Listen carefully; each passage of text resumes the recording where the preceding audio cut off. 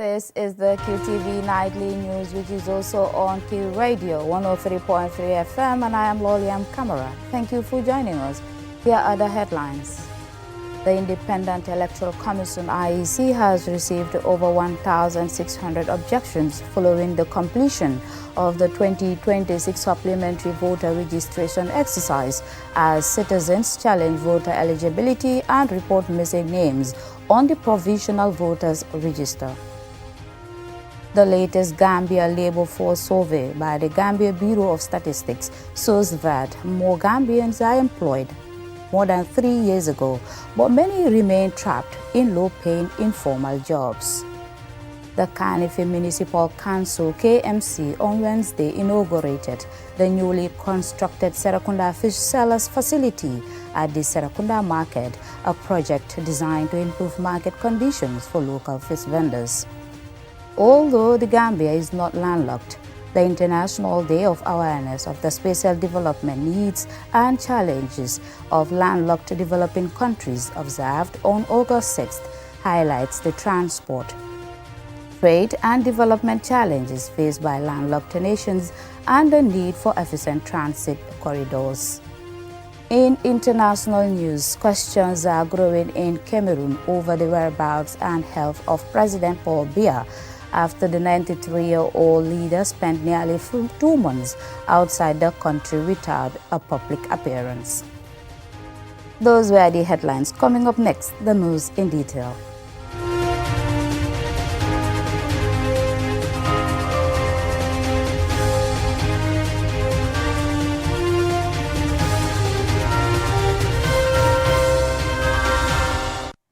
Thank you for staying with us. The Independent Electoral Commission IEC has received 1,694 objections following the completion of the 2026 supplementary voter registration exercise, as citizens challenge voter eligibility and report missing names on the provisional voters register.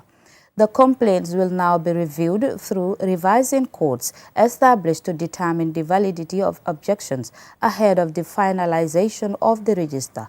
Jacqueline Colley brings us the details. The objections were submitted from registration centers across the country, including Kanifing, Yarambamba, Brikama, Sibanor, Mansakonko, Karawan, Wasu, Janjambure, and Basse. IEC Chairman Joseph Colley said the Commission has received confirmation from the Chief Justice on the appointment of magistrates to preside over the revising courts.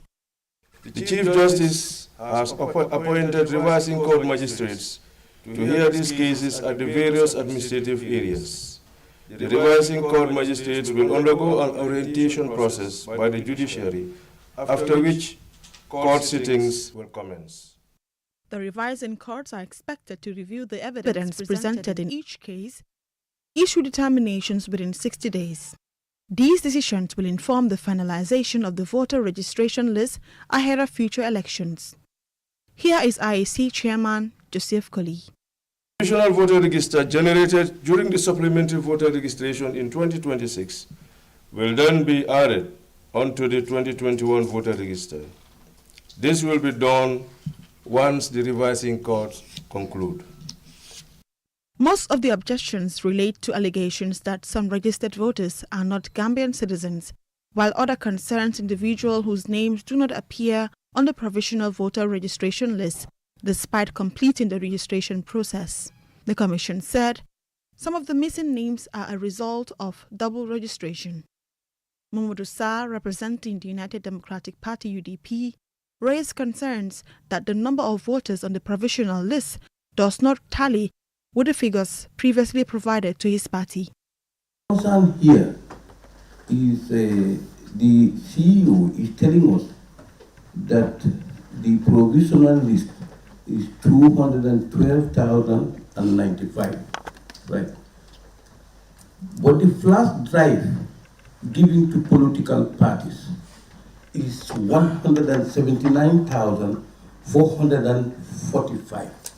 Okay, if you add the double registration, which was 24,058, to this 179,445, it will give you 203,503. Yet we don't have the 212,095. They will go to the additional, which they claim that only it, those who were registered, the database didn't capture it. And that figure was 307,018. Adding up, it will give you 207,221.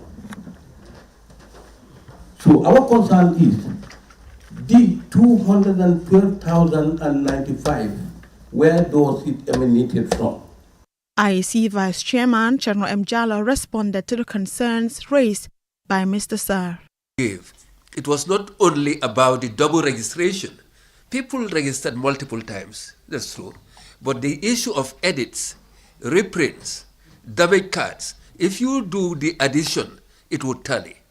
And I can assure you, as Vice Chairman of this commission, that I would not be a party to anything that is untoward that would impact on the integrity and credibility of the voter register. I can tell you that. So we are very transparent, we are very open, and I want to reassure you that there is no hidden agenda.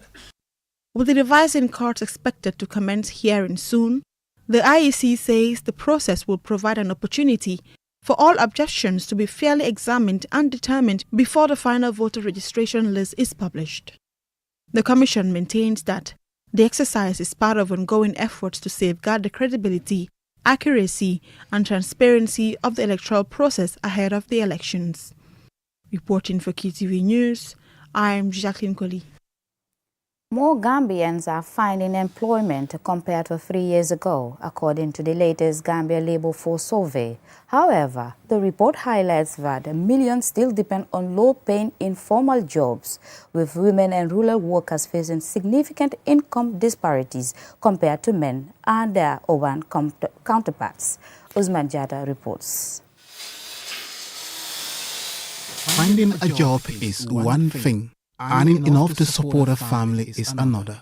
The 2026 Gambia Labour Force survey presents a mixed outlook of the country's labour market. While employment has grown and underemployment has declined, a large proportion of workers remain engaged in informal jobs characterized by low incomes and limited access to social protection. The survey estimates that more than 733,000 Gambians are employed, with unemployment falling to 6.2%. Labour force participation has also increased, indicating that more people are joining the workforce. However, the report points to persistent challenges. For the first time, the survey assessed employment-related income across the country.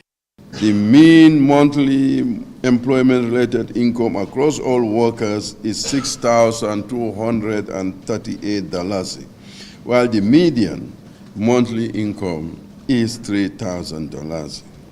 Employees earn substantially more, with a mean monthly income of $9,455 compared with $4,609 among self-employed workers. Public sector employees earn an average of $15,095 per month, nearly double the $7,942 earned by private sector employees. Similarly, formal workers earn an average monthly income of $12,753 compared with $5,262 among informal workers. Significant income disparities are also observed by sex and place of residence. The survey further reveals that nearly 86% of employed Gambians are engaged in the informal sector, meaning fewer than 1 in 7 workers has access to formal employment with greater job security and benefits. Informality is highest in construction at 98.1%. Agriculture at 97.7%, accommodation and food services at 93.6%, and wholesale and retail at 91.5%. Women experience higher informality than men at 88.7% compared with 83.6%, while rural workers also experience higher informality than urban workers at 91.2% compared with 83.1%. Despite these challenges, Jibo said the services sector remains the country's largest employer, followed by industry and agriculture. Meanwhile, the Minister of Trade, Employment and Labour, Maud Sise, noted that high levels of informality affect productivity, limit enterprise growth, reduce tax revenue, and deny many workers access to social protection. Informality remains one of the defining structural characteristics of our labour market. Informality limits productivity, constrains enterprise growth, reduces tax revenue, and denies many workers access to social protection. Employment security and decent working conditions. Formalization is not merely an administrative process. It is a pathway towards higher productivity, improved income, stronger businesses, and more resilient economic growth. The findings provide policymakers with valuable evidence to support efforts to cater to create better paying jobs, reduce inequality, and expand opportunities for workers across the Gambia. Osman Chata, QTV News. The Cardiff Municipal Council KMC on Wednesday inaugurated the newly constructed Serekunda Fish Sellers Facility at the Serekunda Market, a project designed to improve market conditions for local fish vendors. Here is Yafatu Gay. The new facility spans a total floor area of 496 square meters and has been designed to provide fish vendors with a cleaner, safer, and more organized trading environment. It features 132 sales tables, a modern drainage system, access to clean water and electricity, creating a hygienic and well-equipped marketplace for 124 fish vendors. Seydina Kebe, Secretary General of the Serekunda Market, and Modu Sise, President of the Local Market Committee, expressed gratitude to the KMC leadership for delivering the project. I want to express my sincere gratitude to the Mayor of KMC for this project and for consistently introducing development initiatives that improve conditions at the market. I also urge all women currently selling along the roadside to make full use of this new facility by relocating here and ending roadside trading, as this market was built to serve them. We have seen improvement in our market since Mayor Talib Ahmed Bensouda took office, and we want to express our sincere appreciation for his efforts.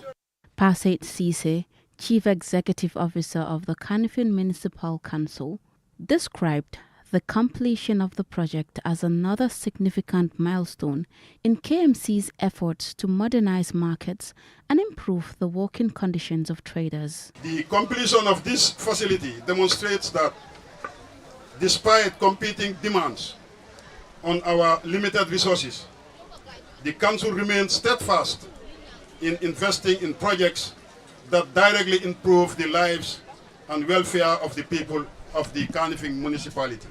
Ya Awangom, who represented the Serekunda Market women, spoke at the inauguration.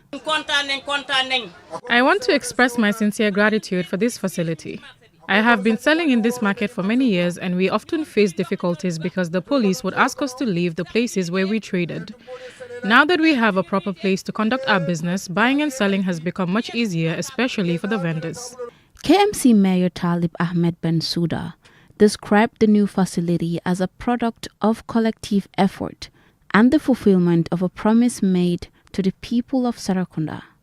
Today we celebrate a symbol of what women empowerment looks like.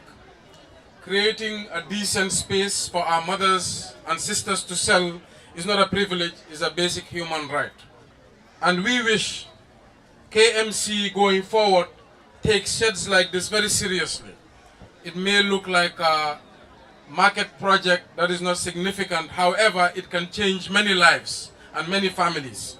The Serekunda Market is one of the Gambia's busiest commercial hubs attracting hundreds of traders and customers each day.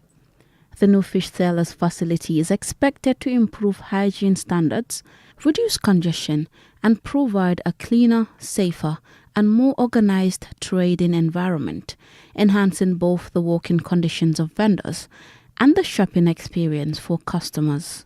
Reporting for QTV News, this is Yafati Gay. We'll now go for a commercial break. When we return, we have more national and international news stories, to stay tuned. Important news for prospective pilgrims. Ajib Bank Limited, in collaboration with the Gambia International Airlines (GIA), has officially commenced the collection of deposit payments for the 2027 Hajj pilgrimage. Intending pilgrims planning to perform the holy journey with the nation's premier travel operator can now secure their spots early. The initial deposit required to register for the 2027 Hajj package is $400,000. Payments can be made at any Ajib Bank branch nationwide. After making your deposit, remember to present your bank payment slip to the Gambia International Airlines offices to update your records and finalize your registration. As seats are allocated on a first-come, first-served basis, early registration is strongly encouraged to guarantee your spot for this sacred journey. For further details on registration requirements and account information, visit your nearest Ajib Bank branch or contact the Gambia International Airlines Hajj Secretariat.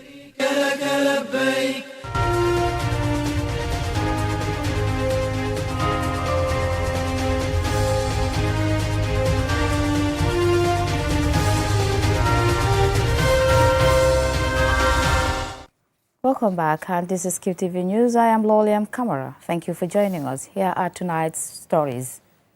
Although the Gambia is not landlocked, the International Day of Awareness of the Special Development Needs and Challenges of Landlocked Developing Countries, observed on August 6th, draws attention to the transport, trade and development challenges faced by landlocked nations and the importance of efficient transit corridors in advancing sustainable development. Mam Nabuka has the rest of the story.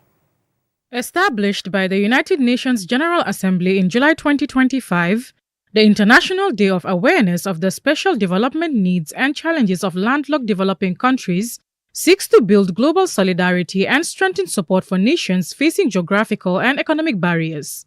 Across the world, 32 developing countries, home to more than 600 million people, lack direct access to the sea and depend on neighboring coastal states and transit corridors to connect with global markets. This geographical disadvantage comes with significant economic costs.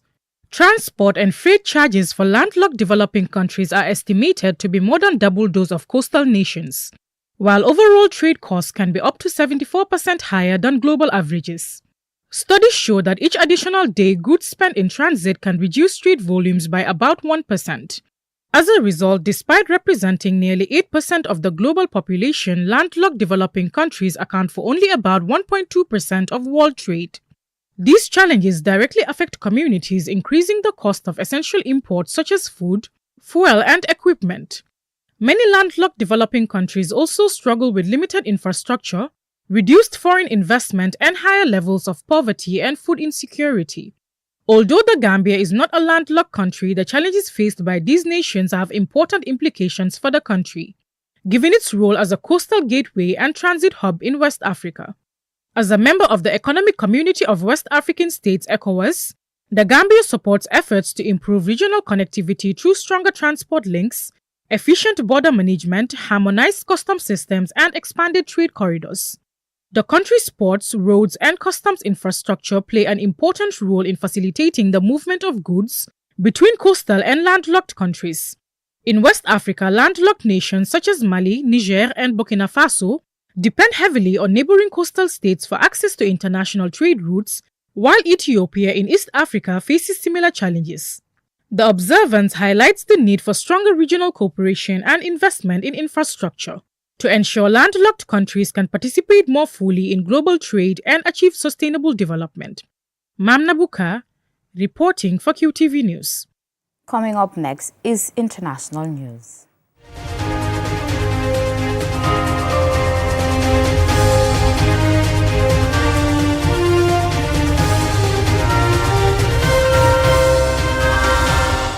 Questions are growing in Cameroon over the whereabouts and health of President Paul Biya after the 93-year-old leader spent nearly 2 months outside the country without a public appearance.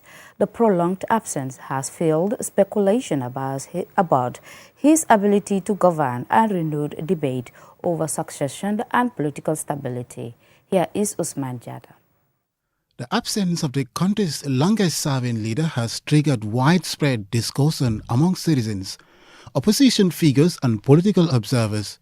Biya left Cameroon in June for what authorities described as a private stay in Europe. But his continued absence has intensified speculation about his health and raised concerns about a possible leadership vacuum. The president, who has ruled Cameroon since 1982, is the world's oldest serving head of state. His rare public appearances in recent years have repeatedly fueled rumors about his well-being, although government officials have insisted that he remains in charge and capable of performing his duties.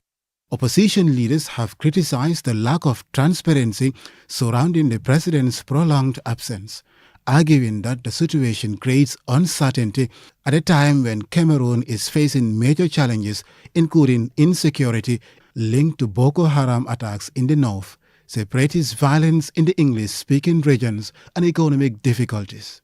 The government has rejected calls suggesting a leadership crisis, maintaining that there is no constitutional basis to declare a vacancy in the presidency and that Biya remains the country's legitimate leader. The concerns have also emerged as Cameroon experiences changes within its security structures. Recently, President Biya approved a major military reshuffle, replacing commanders in several military regions and promoting senior officers, although no official explanation was provided for the changes. Analysts say the prolonged absence highlights broader questions about political succession in Cameroon, while Biya has remained in power for more than 4 decades. For many Cameroonians, the focus now remains on when the president will return and whether authorities will provide clearer information about his condition and the future direction of the country. Usman Jata, QTV News.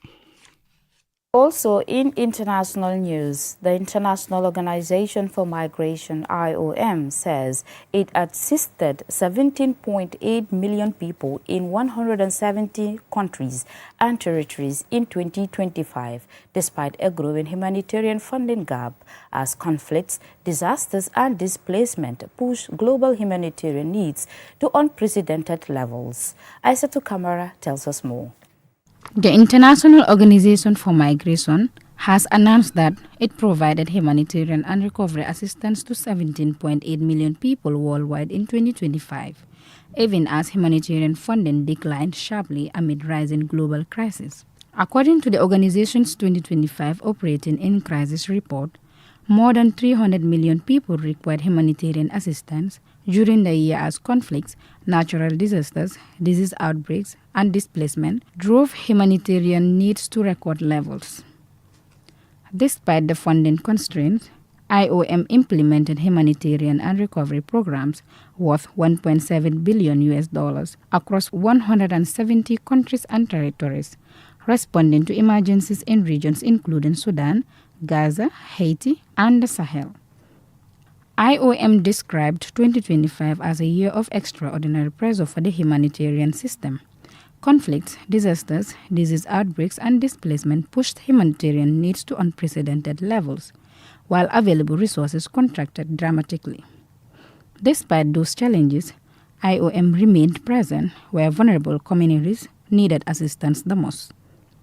The report states that IOM provided shelter assistance to 7.3 million people, while 5.1 million received water, sanitation, and hygiene services. It also delivered 4.2 million primary healthcare consultations and provided protection assistance to 1.5 million people. In addition, more than 760,000 people were assisted through evacuations, relocations, and other forms of movement support to help them reach safer locations. Beyond direct humanitarian assistance, IOM continued to play a critical role in supporting the wider humanitarian response through its displacement tracking metrics, the world's largest operational source of displacement data. The system informed 21 of the 23 humanitarian needs and response plans worldwide in 2025, helping governments and humanitarian agencies target aid where it was most urgently needed. The report also highlights IOM's expanding work along major migration routes, where it monitors cross-border movements and identifies humanitarian risks to support governments and partners in responding more effectively during crises. As humanitarian needs continue to outpace available funding, IOM says stronger coordination, greater efficiency, and evidence-based planning will be essential to ensure limited resources reach the world's most vulnerable population. For QTV News, this is Aisato Kamara. Before we end, here's a recap of the headlines. The Independent Electoral Commission IEC has received over 1,600 objections following the completion of the 2026 supplementary voter registration exercise as citizens challenged voter eligibility and report missing names on the provisional voters register. The latest Gambia labor force survey by the Gambia Bureau of Statistics shows that more Gambians are employed than 3 years ago, but many remain trapped in low-paying informal jobs. The Cardiff Municipal Council, KMC, on Wednesday inaugurated the newly constructed Serekunda Fish Sellers Facility at the Serekunda Market, a project designed to improve market conditions for local fish vendors. Although the Gambia is not landlocked, the International Day of Awareness of the Special Development Needs and Challenges of Landlocked Developing Countries, observed on August 6, highlights the transport, trade, and development challenges faced by landlocked nations and the need for efficient transit corridors. In international news, questions are growing in Cameroon over the whereabouts and health of President Paul Biya after the 93-year-old leader spent nearly 2 months outside the country without a public appearance. That's all for this bulletin. Join us again at 10:30 for another bulletin. Until then, thanks for watching.